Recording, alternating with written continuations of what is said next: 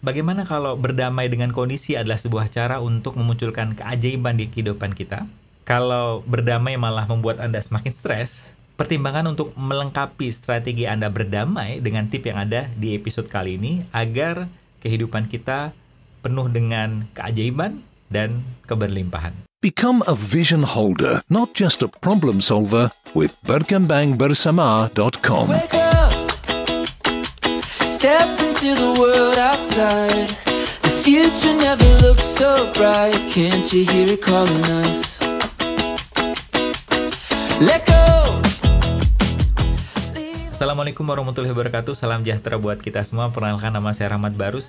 Saya Certified Facilitator, Law Attraction, penulis buku 4 Langkah Mudah Hidup Semakin Berlimpah, serta podcaster di Berkembang Bersama yang pernah menduduki peringkat ke-4 di Apple Podcast. Beberapa waktu yang lalu saya posting di Instagram foto saya dan istri saya Jessie ketika sedang berliburan di Jepang.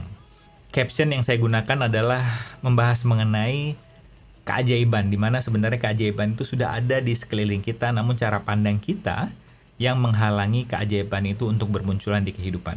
Tidak berapa lama teman saya komen, dia berkata, saya sebenarnya dulu tidak percaya dengan yang namanya keajaiban, tapi sekarang setelah saya lihat lo bisa punya istri seperti Jessie, gue baru percaya bahwa keajaiban itu ada.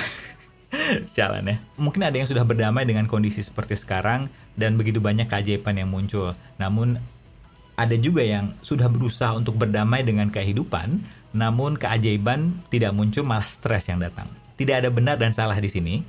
Hanya cara pandang kita terhadap strategi berdamai yang mungkin strateginya perlu dilengkapi. Apa sih sebenarnya keajaiban? Keajaiban itu muncul saat kita fokus kepada apa yang bisa kita kendalikan.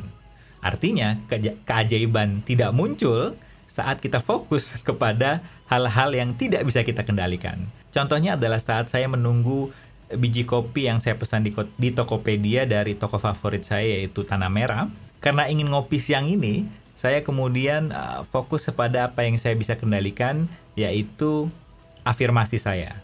Afirmasi yang saya gunakan adalah, senang rasanya ya kalau saya bisa ngopi biji kopi Tanah Merah siang ini. Fokus saya bukan kepada apa yang saya tidak bisa kendalikan, yaitu kenapa ya kurir kok lama banget mengirimkan biji kopi tersebut ke rumah saya, padahal saya lihat di aplikasi biji kopi sudah dibawa sama dia. Setelah saya afirmasi, saya lupa. Saya kemudian melanjutkan kegiatan saya mandi dan kemudian sholat. Selesai sholat, saya dengar suara motor, kurir datang membawakan biji kopi saya. Seperti yang kita sudah pahami bersama, COVID-19 ini saya gunakan juga masa karantinanya untuk belajar mengenai mental health. Dan kebetulan saya bertemu dengan mentor yang siswanya dari seluruh dunia. Beberapa waktu yang lalu saya belajar bersama teman-teman dari Australia, Rusia, dan kemudian dari Amerika. Ternyata permasalahannya sama, yaitu ekspektasi yang sangat kaku. Dan COVID-19 ini adalah pembelajaran yang sangat bagus bagi kita untuk menyadari bahwa yang kehidupan itu yang permanen adalah perubahan itu sendiri. Jadi orang berusaha untuk mengendalikan ekspektasi, saya hanya akan bahagia ketika ekspektasi saya muncul atau terjadi di kenyataan, hanya akan membuat dia stres. Sebenarnya berdamai itu adalah jawaban yang tepat, namun cara pandang kita mengenai berdamai itu menentukan hasil akhir.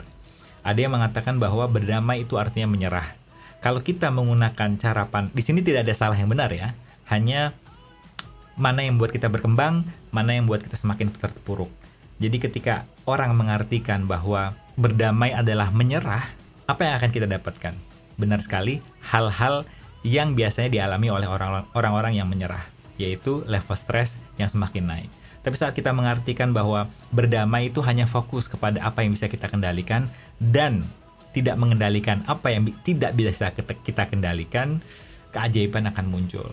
Contohnya, ketika kondisi lockdown serta COVID-19 ini, kita disarankan mengendalikan apa yang kita bisa, yaitu fokus kepada ikhtiar kita, fokus kepada kesempatan apa lagi sih yang belum kita lihat akibat kondisi ini. Bukan berusaha untuk mengendalikan apa yang tidak bisa kita kendalikan, yaitu COVID-19-nya serta lockdown-nya. Pertimbangan strategi sederhana ini yaitu menggunakan afirmasi berupa pertanyaan yang akan mengarahkan fokus kita kepada hal-hal yang bisa kita kendalikan, yaitu kira-kira potensi apa lagi sih yang belum saya temukan akibat dari COVID-19 ini. Yang akan Anda suka dari pertanyaan di atas adalah membuat kita bernafas lega walaupun untuk sementara untuk mengumpulkan inspirasi-inspirasi. Nah, mungkin Anda semakin menyadari bahwa pertanyaan adalah cara kita untuk mengendalikan apa yang bisa kita kendalikan, yaitu fokus kita. Nah, saya jadi penasaran, keajaiban apa saja yang akan bermunculan di kehidupan Anda karena Anda sudah mengarahkan cara pandang Anda kepada kemungkinan serta kesempatan, bukan kepada apa yang tidak bisa kita kendalikan seperti COVID-19 atau kondisi lockdown seperti ini. Asik ya? Untuk tips bermanfaat lainnya, Anda bisa masuk ke berkembangbersama.com, di mana tulisan di launching setiap hari Senin dan Jumat tips lebih produktif, tips lebih berlimpah. Sedangkan tips berbentuk video, bisa Anda langsung ambil manfaatnya di channel YouTube Berkembang Bersama. Sedangkan tips berbentuk audio, bisa download gratis di berkembangbersama.com, episode terbaru setiap hari Rabu.